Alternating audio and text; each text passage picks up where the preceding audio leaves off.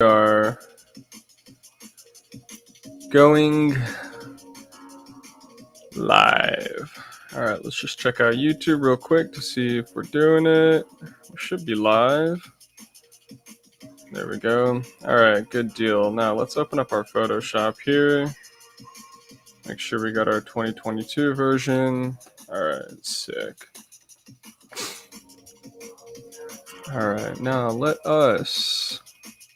Is this the cine still? That is the cine still. Let's get all of our shots in here,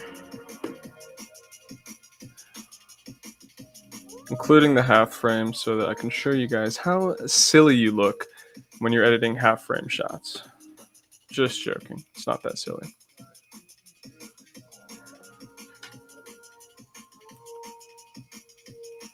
All right, sweet. So let's start with this edit. So basically what we're going to do is I'm not going to name any of these files. I'm not going to save them. I'm just going to go through and make some edits, dispose the ones I don't like, and pretty much just have a run through of the photos at hand. Now, this was from a family trip, so it's not the most monumental stuff, but it will give you a chance to see exactly how Fuji Superia 800 basically handles light. So a lot of these shots it was cloudy. Yeah, it's cloudy in the UK, go figure. So let's dive right in. First shot here, we're well on our way. Looks like we've got an accidental exposure on a trail in South Stafford. Let's just get rid of that. Don't need that. This would be great. I could post this on Instagram to first of the roll, or not. All right, cool. So we're in Bridge North here. And also, you know what? Let me... All right, sick. I'm going to close down some tabs here to give me some more bandwidth on my stream. Okay, let's get rid of all of our flights. Can't get rid of Restream. Let's get rid of Basecamp. Quotes, don't need it. This is all of our settings. Let's go to chat. And we could do a chat overlay. Probably don't want to, because I don't know. We'll see. We're still working out the kinks here. I don't even know how this is going, to be quite honest. This is my first live stream. I'm not even sure if there's people here. I'm going to have to work out the kinks. Let's get rid of epidemic. Let's get rid of organic. Can't get rid of the music. That's important. Nope. Nope. And nope. All right. So let's get back into Photoshop here. Okay, first thing I want to do is make another layer, because that's like just Photoshop 101. Let's throw on a curves. And immediately, because film scans pretty flat, I'm just going to reintroduce those blacks, see how far we want to go before we're actually getting a decent image. I'm using my dad's shirt here as a reference for the blacks. All right, we've got yellows and greens here. Blues aren't looking too bad, and not a whole lot of orange or amber, going straight into kind of like a reddish skin tone here. So, you know, we've got the basic Fuji profile, kind of undersaturated if you ask me, but that's kind of just how Fuji goes. I'd say the next bit here, I kind of want to play with, well, I'm going to make another layer, kind of want to play with the yellows here and give the yellows a shout. Let's take some yellows out of the whites before we make the sky blue. And then we're going to just lift a little bit and kind of take the yellows out of the mids to kind of about there. Now, I mean, at the end of the day, this photo isn't exactly the most engaging. I honestly just saw some old women in this little tram that we were taking up the hill, and I thought they were kind of interesting. A bunch of tan, old, leathery women who, what are they drinking? 7-Up, coffee, water. Yeah, I'm just going to let that lie. So looking at the image now, you kind of zoom out and you go like, okay, so that's, you know, you get a better sense of what it would look like on Instagram, because this isn't going anywhere but Instagram. If that, you kind of get a sense of what it's going to look like. The film grain kind of decreases there. So I'm thinking we were a little bit too light on the original curves adjustment layer. So we're going to go in and we're just going to take this little midpoint and we're very gently just going to get rid of that grain by introducing the contrast. And what's interesting is when you're editing film, unlike digital, is you don't manipulate film so much. I mean, you do these days because that's kind of just the way we are with social media and like the photos that we want to create and the moods and the personalities we have. But the contrast between editing film and editing digital is film. When you make your edits, you bring the film into the place that it wants to be. So you can tell there, like the colors kind of came out evenly, a little bit more so. And we're looking at a more balanced image in terms of how it was shot. So you can tell that like natively, it's probably a stop or two underexposed because my meter picked up the light from the sky, but you can tell that that's like kind of how the photo wants to move. Now, if I bring it down a little bit, you can tell we're kind of distorting it, like we're like distorting it now, and you can tell the yellows up here are kind of turning into a bit of a sour mustardness. So we're going to bring it back, let that happen. And you know what? Just for shits and gigs, let's bring up the brightness and not do that. Fuck it, that was a bad idea. Yeah, if it was medium format and we had the data to handle that, we would probably be able to play with the brightness and contrast as a fourth layer. But you don't want to over compress 35 millimeter scans that aren't like super high resolution because you've only got so much data in the image. So overall, I'm pretty happy with this. I mean, honestly, might just turn the brightness up a little bit and increase the contrast to like right about there because when you look at it on a phone and you know your phone's going to be dimmed, like we're not going to be viewing these things at a super bright level, so it'd probably be easier to just compensate with a bit of brightness, a bit of contrast. So moving on to the next photo. How do we want to approach this? So I'm going to hit Command J, copy the layer, Control Shift A to bring up the raw photo selection, and I just want to see what the geometry tool here is going to do if I hit that. Okay, all right, that's not the worst thing I've ever seen. That looks kind of okay.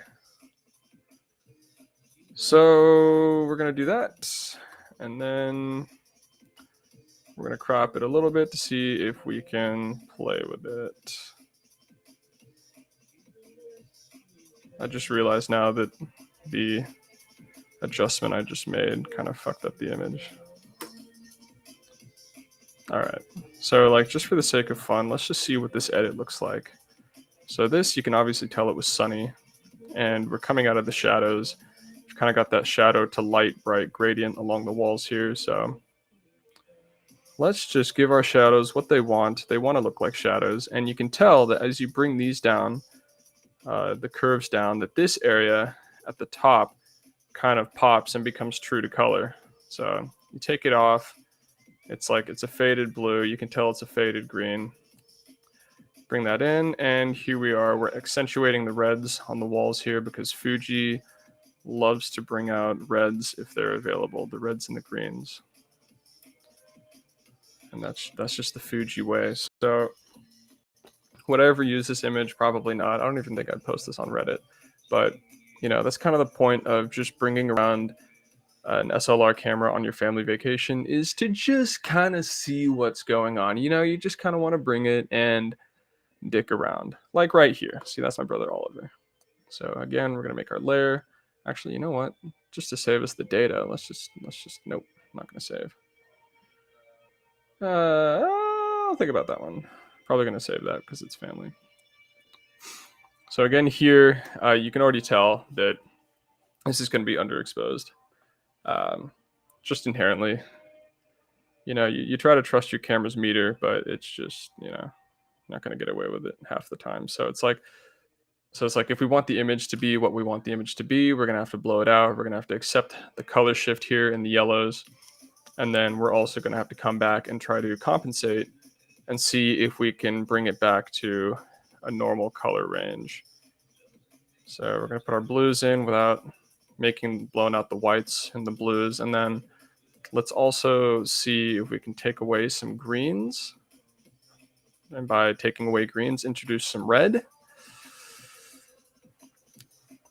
Yeah, so let's take away these two layers and get a before and after. So that's the before, that's the after. Could look better. Could look better. We're already pressing the limits of the image. Yeah. Okay. Well, we're gonna call this image what it is. You know, I might even just crop it in its own way. How the hell do I unlock this crop? I'm fucking this shit up. All right. Either way, we'll just do that. Now we'll make a nice symmetrical image so that we can be happy with ourselves and just know that there was some artistic value and artistic thought going into this, apart from the awful quality that is Fuji 800 at low resolution scans. All right, moving on. Okay, cool. I'm liking it. I'm liking the sort of abstract painting aspect of this. We've got some geese from above.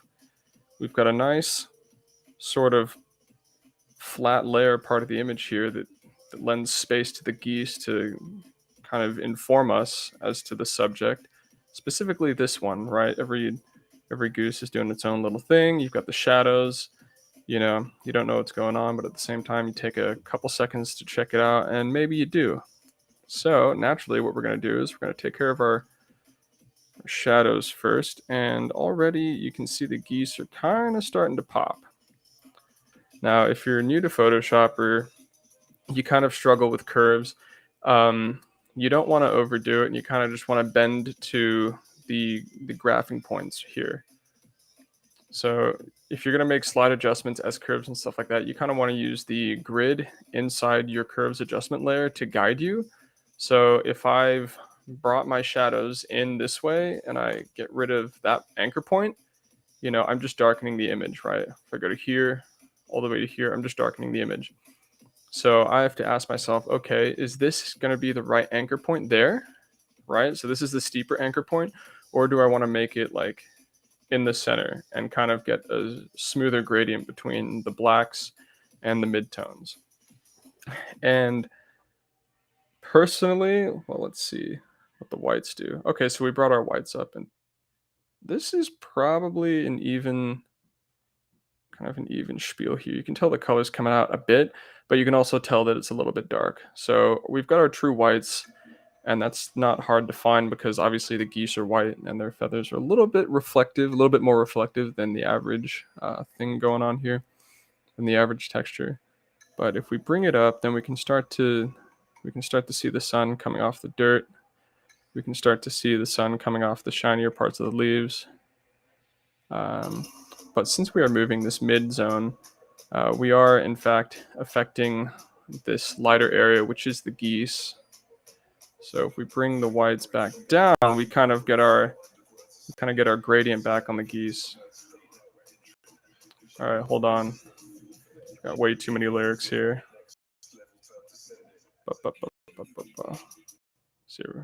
There we go. Booyah. All right, back to the geese. That's not looking too bad, to be honest. That's not looking too bad. I kind of like it.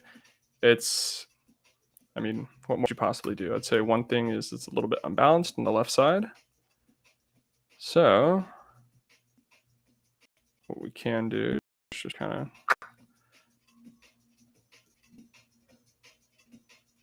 am I losing my mind? There we go. Sweet. That's better. It's more of a nice, like, just image. I mean, look, like, these images, it's not Mozart, it's not Picasso, it's not even Ansel Adams, to be quite honest. But, you know, if you're going to take the photos, instead of opening up your folder of scans and immediately disliking yourself, like, take the time to see why you took the image, what you're looking to get out of it, and how you can better yourself. So that's my mantra. Let's move on to the next image. I'm going to get rid of this one.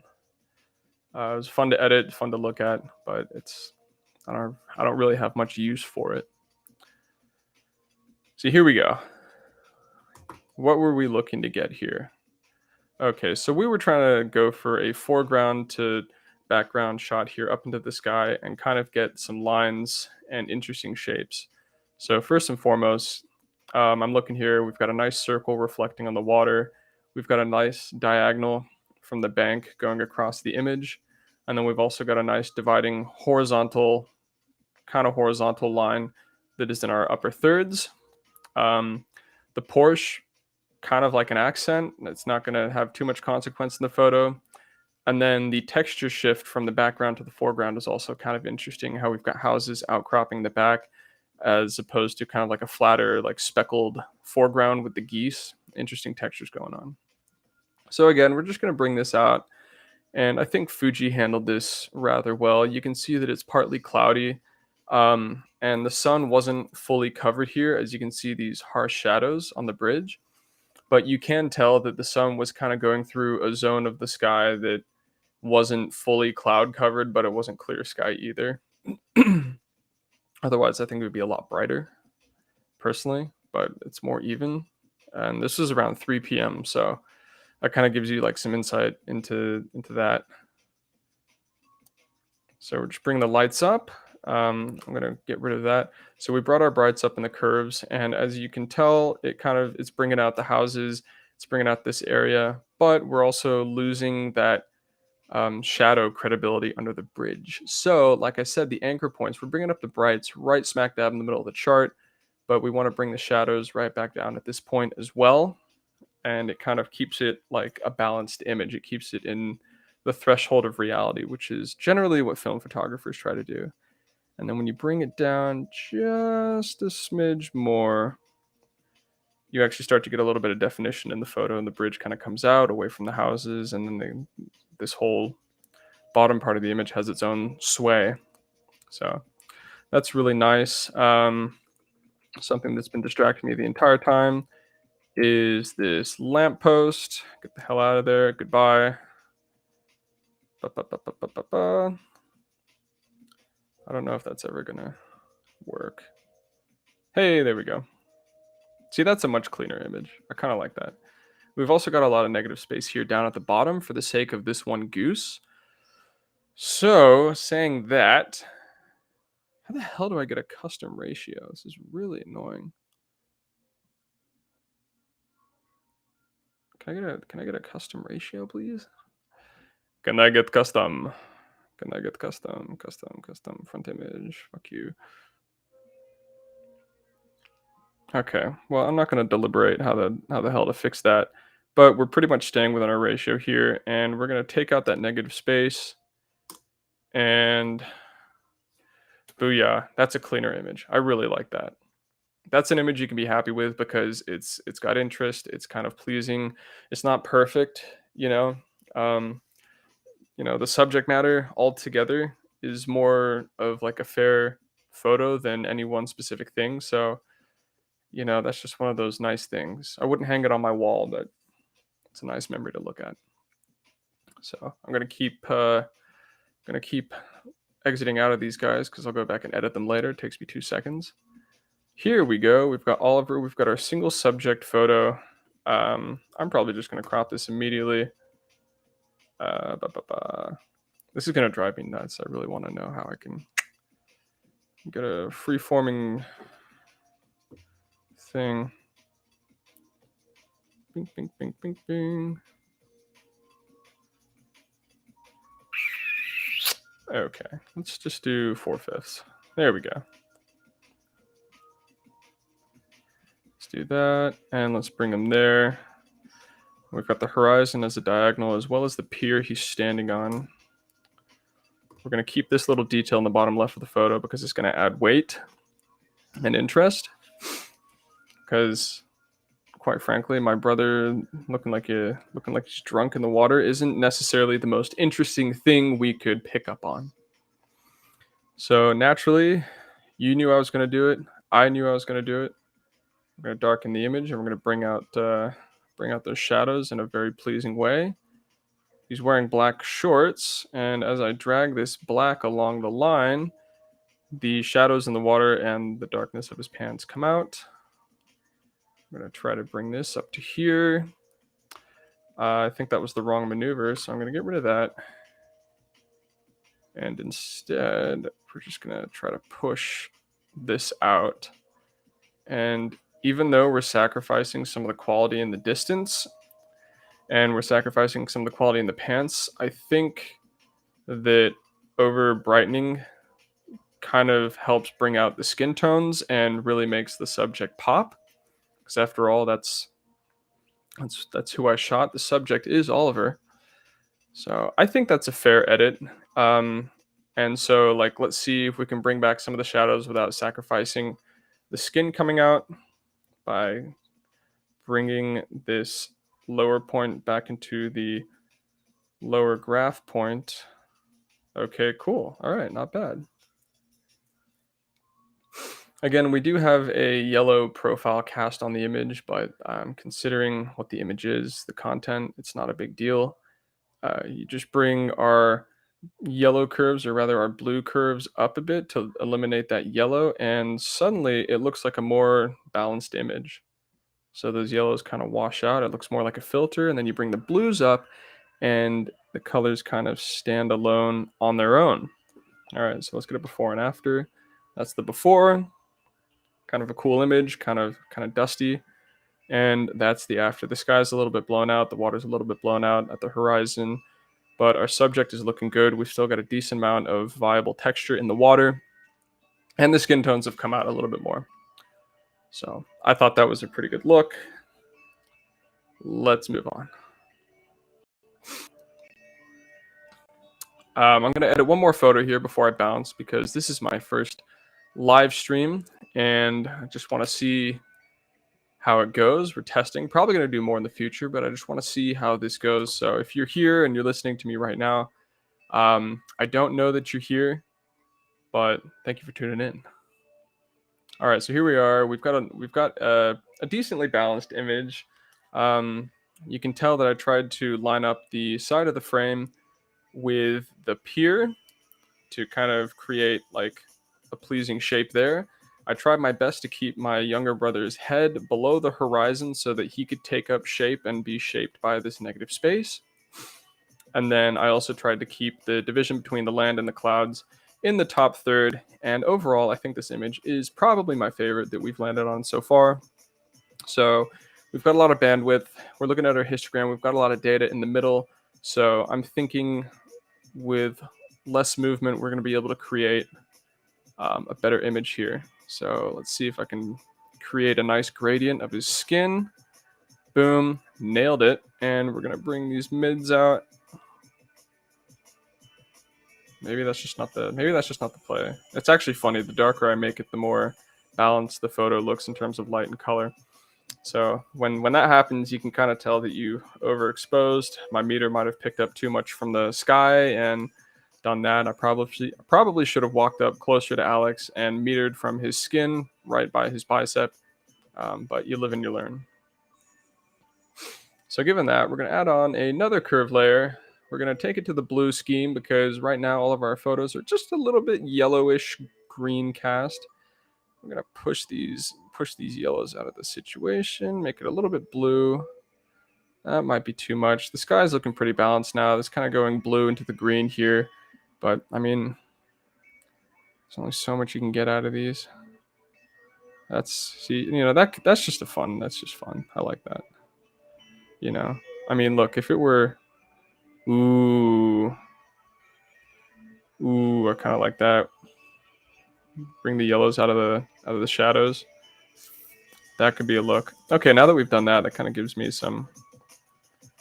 Yeah, I like that. Let's bring the blacks out. Yeah, that's just a sick image. And to be honest, like, because this image is more shape oriented and it doesn't exactly pack the resolution that you'd want out of a high resolution scan, you can make the artistic decision to make it black and white. And that way, when you've made it black and white, you don't have to focus so much on your colors and how that's looking. Rather, if the shapes are there in the photo, you worry about the shapes. See, like, boom.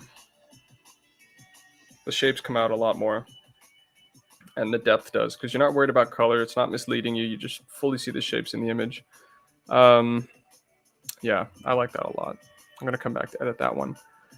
But that was the last photo I was going to edit for this live stream. This is a demo. Again, thank you guys for joining. If you did join, look out for another live video, and I will promptly see you guys later.